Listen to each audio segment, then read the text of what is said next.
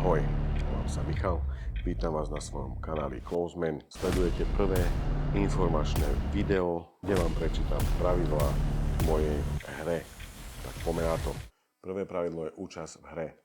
Účasť v hre je dobrovoľná a bezplatná. Účastníkom sa môže stať každá fyzická osoba staršia ako 18 rokov, ktorá splní podmienky účasti uvedené v týchto pravidlách.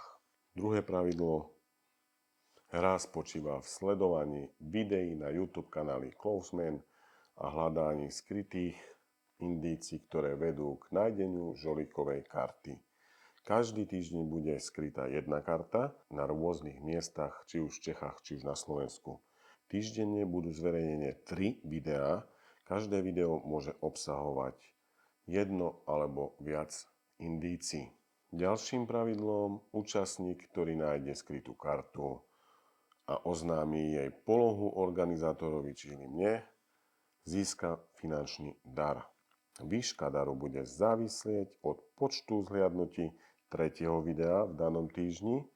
Odmena sa môže lišiť, preto je dôležité, aby účastník zdieľal videá a rozprával o kanáli, aby video videlo čo najviac ľudí. Ďalšie pravidlo, účastník, ktorý nájde skrytú kartu, musí natočiť krátke video, v ktorom ukáže, ako našiel kartu. Toto video môže byť použité na ďalšie účely kanálu. Tak toto boli 4 základné pravidlá, budú vždy pod každým videom. Z mojej strany je to dneska všetko. Dúfam, že ste video dopozerali až do konca a ja sa teším na prvé video, ktoré bude už čoskoro a dúfam, že nájdete prvú skrytú indíciu. Zatiaľ sa majte krásne, nezabudnite zdieľať, sledovať, lajkovať, komentovať. Ahoj. Prdele, kto mi to stojí? Kto mi dal stojí? No nič. To sa musí toto napraviť. Ahojte.